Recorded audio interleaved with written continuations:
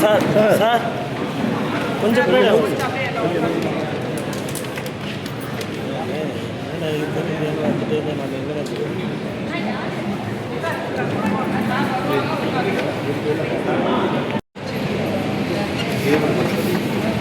Study study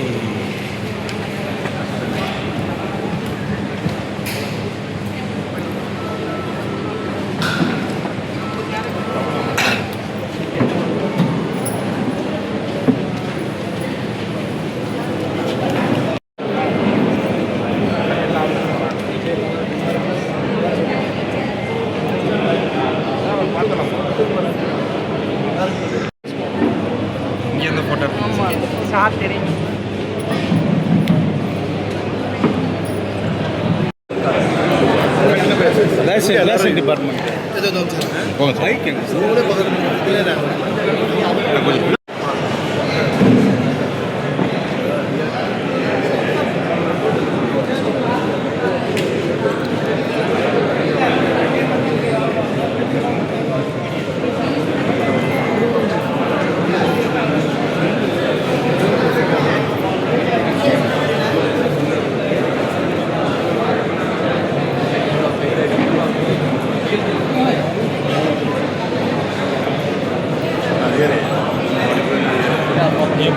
என்ன ஆர்டரில் இன்னும் உங்களை மேலே அரசு பரவாயில்ல.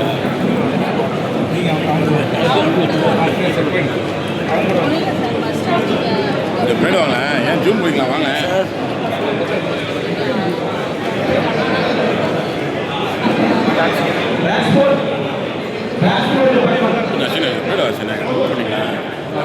கொஞ்சம் முன்னாடி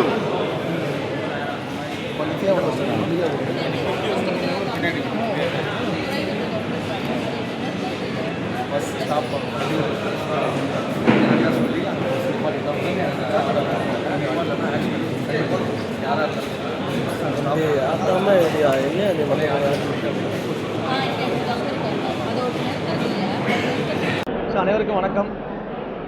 இன்றைக்கு திருச்சி மாவட்டத்தில் ஸ்ரீரங்கம் சட்டமன்ற தொகுதிக்கு உட்பட்ட ஸ்ரீரங்கம் மற்றும் திருவானைக்கோயில் பகுதிகளில் இருக்கக்கூடிய மக்களை ஒருங்கிணைந்து சந்தித்து அவங்களுக்காக மக்கள் குறை தீர்ப்பு முகாம் மாண்புமிகு தமிழ்நாடு முதலமைச்சர் அவர்கள் தொடர்ந்து சொல்கிறாங்க, மக்களை போய் சந்திச்சிருங்க, மக்களுடைய குறைகளை கேட்டு அவங்களுக்கு என்னென்ன குறைகள் இருக்கோ அதை உடனடியாக சரி செஞ்சு கொடுங்க, அதற்காக அதிகாரிகளும் நேரடியாக களத்தில் வேலை செய்யுங்கன்னு சொல்லிட்டு தொடர்ந்து நம்முடைய மாண்புமிகு தமிழ்நாடு முதலமைச்சர் அவர்கள் பார்த்திங்கன்னா நிறைய இன்ஸ்ட்ரக்ஷன் கொடுத்துருந்தாங்க. லாஸ்ட் கலெக்டர் மீட்டிங்லேயும் அந்த இன்ஸ்ட்ரக்ஷன் கொடுத்துருந்தாங்க.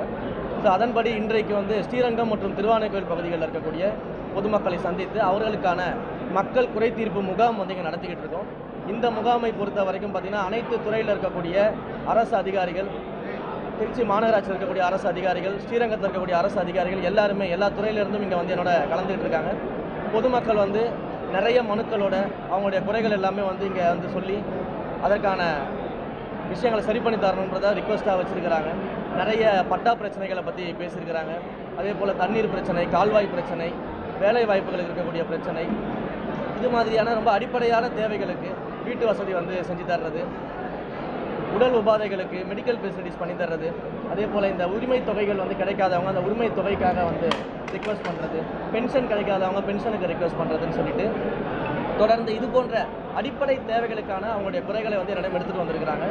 ஸோ இந்த விஷயத்தை நிவர்த்தி பண்ணுறதுக்காக அதிகாரிகளோட உடனடியாக அவங்களுக்கு என்னென்ன பண்ண முடியுன்றதை டிஸ்கஸ் பண்ணிவிட்டு தொடர்ந்து அதை ஃபாலோ பண்ணி அந்த குறைகள் எல்லாம் சரி செய்து தருவதற்கான நடவடிக்கைகளை இந்த குறை தீர்ப்பு முகாம் போல் எடுத்துருக்கிறோம். இது இன்றைக்கு மட்டும் இல்லை, இப்போ ஸ்ரீரங்கம் திருவானைக்கோயில் பகுதியில் பண்ணுறோம், அடுத்தது சிறுகமணி பேரூராட்சியில் இதை பண்ணுறோம். அடுத்த ஒரு 3 நாட்கள் தொடர்ந்து ஸ்ரீரங்கம் சட்டமன்ற தொகுதி முழுக்க இருக்கக்கூடிய மணிகண்டம் ஒன்றியம், அந்தநல்லூர், மணப்பாறை போன்ற ஒவ்வொரு இடங்கள்லையுமே நாங்கள் நேரடியாக சென்று அங்கே இருக்கக்கூடிய மக்கள் அதிகாரிகளோடு சேர்ந்து சந்தித்து அவங்களுடைய குறைகள் எல்லாத்தையும் கேட்டறிஞ்சு அதற்கான சொல்யூஷனை கொடுக்கறதுக்கான ஒரு முயற்சியாக இதை எடுத்துருக்கிறோம். ஸோ தொடர்ந்து இது ஒரு தடவை மட்டும் இல்லாமல் ஒரு பீரியாடிக்கல் இன்டர்வலில் மக்களை தொடர்ந்து சந்திக்கக்கூடிய இந்த நிகழ்வு நடந்துக்கிட்டே இருக்கும். ஸ்ரீரங்கம் சட்டமன்ற தொகுதியை பொறுத்த வரைக்கும் அந்த மக்கள் என்னை நம்பி வாக்களிச்சிருக்கிறாங்க. அவங்களுடைய குறைகளை எல்லாம் நிச்சயமாக சரி செய்வோன்னு சொல்லி மாண்புமிகு முதலமைச்சர் அவர்களை நம்பி வாக்களிச்சிருக்கிறாங்க. மாண்புமிகு முதலமைச்சர் அவர்களும் மக்கள் மீது மிகப்பெரிய அன்பு கொண்டவங்க.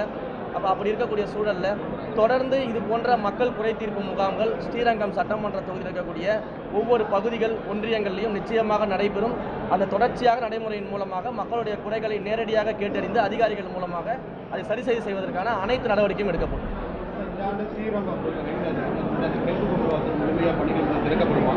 அந்த கிழக்கு கோபுர வாசல் பணியை பொறுத்த வரைக்கும் அதில் கொஞ்சம் தொய்வு இருந்துச்சு. இப்போ நம்ம பொறுப்பேற்றதுக்கு பிறகு அதை மிக விரைவாக முடிக்கணும்னு சொல்லி சம்மந்தப்பட்டவர்கிட்ட பேசிக்கிறோம். அதை மிக விரைவாக முடித்து அதை ஓப்பன் பண்ணுறதுக்கான அனைத்து பணிகளையுமே நான் முடிக்க விட்டுருக்கோம். ஸோ எவ்வளோ சீக்கிரம் முடியுமோ அவ்வளோ சீக்கிரம் முடிச்சுட்டு நிச்சயமாக அதை திறந்து மக்களுக்கான பயன்பாடு கொண்டு வரும். தொடர்ந்து அந்த மக்களுடைய நீண்ட நாள் கோரிக்கையே அந்த அடிப்படை டாய்லெட் தான் அது சரியே இல்லை அமைக்கணும். அதுக்கு தான் சார் இப்போ இந்த பட்ஜெட்டில் வந்து பார்த்தீங்கன்னா வரக்கூடிய இந்த அறநிலை சமயத்துறையினுடைய பட்ஜெட் வெளியிடும் பொழுது ஒட்டுமொத்தமாக தமிழ்நாட்டில் இருக்கக்கூடிய கோயில்களுக்கான அடிப்படை வசதிகளை மேம்படுத்துவதாகவும் பக்தர்களுடைய வசதிகளை மேம்படுத்துவதற்காகவும் கோவில்களுடைய திருப்பணிகளுக்கு முக்கியத்துவம் கொடுக்கப்படும். அதே போல் கோயில்களில் எந்த இடங்கள்லாம் இடிஞ்ச நிலையில் கோயில்கள் இருக்குது, வழிபாடு இல்லாத கோயில்கள் எந்த இடத்துலலாம் இருக்குது, இன்னும் வந்து கவனிக்கப்பட வேண்டிய சின்ன சின்ன கோயில்கள்லாம் இதெல்லாம் இருக்குது. நிறைய ஹிஸ்டாரிக்கலான டெம்பிள்ஸ் எல்லாம் பார்த்திங்கன்னா இன்னும் வந்து வழிபாடு இல்லாமல் இருக்குது. நிறைய இடங்கள் இன்னும் வந்து அவங்களுக்கான திருப்பணிகள் செய்யாமல் அந்த கோயில்களுடைய மண்டபங்கள் சரியாக இல்லாமல் கோபுரங்கள் சரியாக இல்லாமல் கோயில் பல இடங்களில் வந்து சிலைகள் சரியாக இல்லாமல் இப்படிப்பட்ட சூழலில் பராமரிப்பு இல்லாமல் இருக்கக்கூடிய கோயில்களை சரி பண்ணுறது, குளங்களை சரி செய்வது, கோயில்கள திருத்தியர்களை சரி செய்வது, அதே போல் ஆன்மீக ரீதியாகவும் சுற்றுலாத்தலங்கள் ரீதியாகவும் இணைந்து கோயில்களை மேம்படுத்துவதற்கான நடவடிக்கைகளை மேற்கொள்வது. குறிப்பாக ஆன்மீகமும் நம்முடைய தமிழும் வந்து ஒன்றுக்கொன்று ஒன்றி பிணைந்தது. அதை வந்து மாற்றவே முடியாது. அப்போது நம்முடைய தமிழ்நாட்டை பொறுத்த வரைக்கும் இன்றைக்கு ஆன்மீகமும் தமிழும் அப்படின்றது ஒன்றி பிணைந்து இருக்கக்கூடிய ஒரு விஷயம். அப்போ இது சார்ந்து இருக்கக்கூடிய விஷயங்கள் வந்து நம்மளுடைய பட்ஜெட்டில் வந்து பார்த்திங்கன்னா நீங்கள் சொல்லக்கூடிய அடிப்படை விஷயங்களோட சேர்த்து மிகப்பெரிய அளவில் வந்து மக்களுக்கான இந்த திட்டங்கள்லாம் கொண்டு வரலான்னு இருக்கும். அதற்கான முயற்சிகள் இந்த ரிஃபார்ம் பண்ணலான்னு இருக்கும். நிச்சயமாக அது எல்லாமே அறிவிக்கப்படும். ஆல்ரெடி நம்ம வெளியிட்டிருக்கிறோம் சார். அந்த உயர்வை வந்து நாங்கள் பண்ணவே இல்லை, இன்னும் கட்டண உயர்வு பண்ணவே இல்லை. பட் பல இடங்களில் பண்ணியாச்சுன்னு சொல்லி ஒரு தவறான ப்ரொபகண்டாவை பண்ணிட்டு இருக்கிறாங்க. மக்களை தூண்டும் விதமாக பல முயற்சிகளை பண்ணிட்டு இருக்கிறாங்க. அது ஏற்கனவே நடைமுறையில் இருந்த ஒன்று. அதற்கான விளம்பரத்தை கொடுத்து மக்கள்கிட்ட கருத்து கேட்பு தான் பண்ணியிருக்கிறாங்க. மக்களுடைய கருத்தின் அடிப்படையில் தான் முடிவு செய்யப்படும். மக்கள் கருத்தில் வேணான்னு சொல்லிட்டாங்கன்னா நாங்கள் அதை கைவிட போகிறோம். மக்கள் இல்லைங்க பண்ணலான்னு சொன்னால் அடுத்த கட்டத்துக்கு போக போகிறோம். இதை நம்ம மிக தெளிவாக சொல்லிட்டோம். மக்களுடைய தீர்ப்புக்கு மாறாக இந்த ஆட்சியில் எதுவுமே நடக்காது. அதற்கான ஆய்வுகள்லாம் பண்ணிட்டு இருக்கோம் சார். அதுக்கான ஃபீஸிபிலிட்டிஸ்லாம் பார்த்துட்டு இருக்கோம். என்னன்னு செக் பண்ணிட்டு சொல்லுவோம்.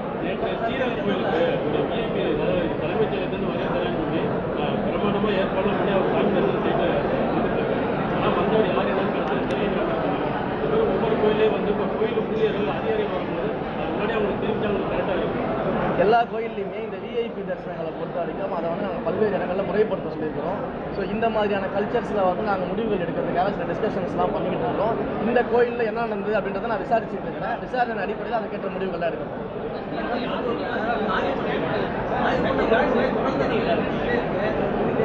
புரியல.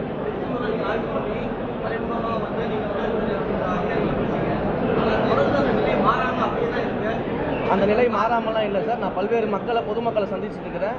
ஒரு விஷயத்தை முன்னெடுக்கும் போது இன்றைக்கு 70-80% திருச்செந்தூர் கோயிலுடைய நிலைகள் மாறி இருக்குது. இன்னும் 10-15% இருக்க தான் செய்யும். ஏன்னா ஒரேடியாக 100% யாராலையும் மாற்ற முடியாது. நீங்கள் நினைச்சாலும் அதை மாற்ற முடியாது. கரெக்டு தானே? அப்போ அந்த இடங்களில் 80% நிலை மாறி இருக்குது. பொதுமக்கள் நான் பார்க்குற இடத்துலலாம் திருச்செந்தூர் இப்போ மாறி இருக்குன்ற கருத்தை இடம் சொல்லிக்கிட்டு இருக்கிறாங்க. பொதுமக்கள் சந்தோஷமாக இருக்கிறாங்க. நீங்கள் டவுட் இருந்தால் கண்டிப்பாக நேரடியாக போய் பாருங்கள்.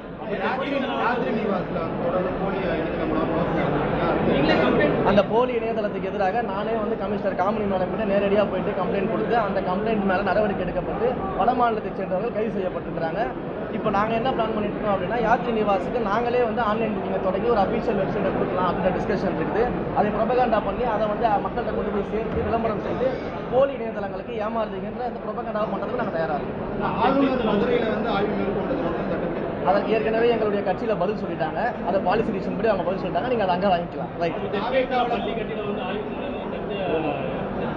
அது அந்த அமைச்சர் பதில் சொல்லிட்டாங்க. என்னுடைய துறை சார்ந்து கேளுங்க, என்னுடைய தொகுதி சார்ந்து கேளுங்க, நான் பதில் சொல்றேன்.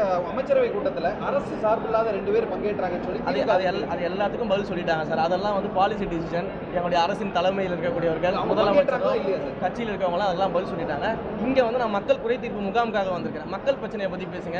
இந்து சமய அறநிலையத்துறை பற்றி கேள்வி கேளுங்க, நான் பதில் சொல்றேன். இப்போ எல்லாரும் மனு கொடுக்குறாங்க. இந்த மனுக்களை தீர்வு காண்றதுக்கு ஃபண்டு எங்கேருந்து வரும், என்ன பண்ண முடியும்?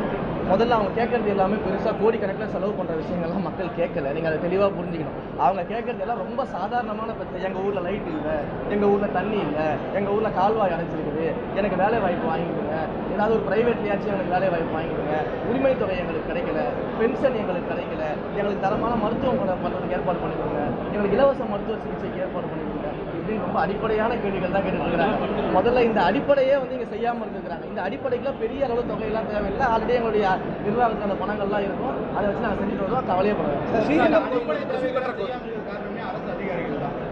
அரசு அதிகாரிகள் மட்டும் இல்லை, அரசு அதிகாரிகளை சரியாக கையாளாத முன்னால் இருந்த அரசியல்வாதிகளையும் சொல்றாங்க.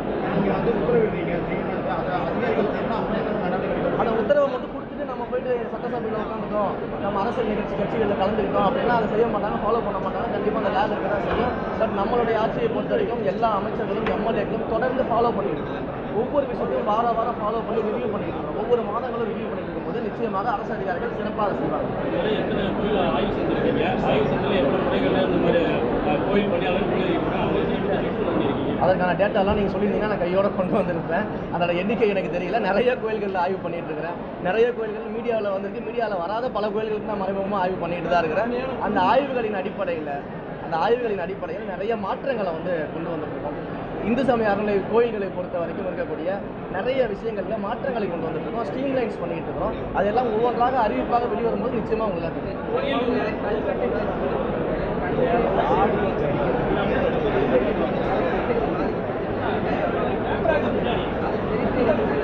நடவடிக்கை எடுத்துட்டு இருக்கோம் சார். எல்லாமே டிஸ்கஸ் பண்ணிட்டு இருக்கோம் சார். எல்லாம் ஏன்னா இப்போ தான் நாங்கள் வந்து ஒரு 40 நாள் ஆகுது. இது வந்து ஒரு 10 வருஷம் கவர்மெண்ட் கிட்ட கேட்குற மாதிரி உடனடியாக கேள்வி கேட்பாங்க. 40 நாளில் நீங்கள் சொல்லக்கூடிய அத்தனை பிரச்சனைகளுக்குமே அதற்கான தீர்வுகள் என்ன பண்ணலாம்னு டிஸ்கஷன் பண்ணுறோம். அது எல்லாமே 360 டிகிரியில் அனாலிசிஸ் பண்ணி அதுக்கான முடிவு சார், ஸ்ரீரங்கம் கோயிலுக்கு பார்க்கிங் வசதி இல்லைன்னு சொல்கிறாங்க. ஐயா, அதை பற்றி பேசிக்கிட்டு இருக்கிறேன், கவலைப்படாதீங்க. அதற்கான இடங்களை வந்து பார்த்துக்கிட்டு இருக்கிறோம். ஸ்ரீரங்கம் கோயிலுக்கு பார்க்கிங் எப்படி பண்ணலாம், ஸ்ரீரங்கம் கோயிலில் இன்னும் எந்த அளவுக்கு டெவலப்மெண்ட் பண்ணி தமிழ்நாட்டுடைய பெருமையாக அதை இன்னும் அதிகமாக கொண்டு போய் மக்கள்கிட்ட சேர்த்து நேஷனல் லெவலில் நிறைய கோயில்களில் பார்க்கிங் வசதி. நீங்கள் ஒவ்வொரு கோயிலாக சொல்லிட்டே போகிறேன். நான் ஒவ்வொரு கோயிலுக்கும் பதில் சொல்கிற மாதிரி இருக்கு. மக்கள் வெயிட் பண்ணிட்டு இருக்காங்க.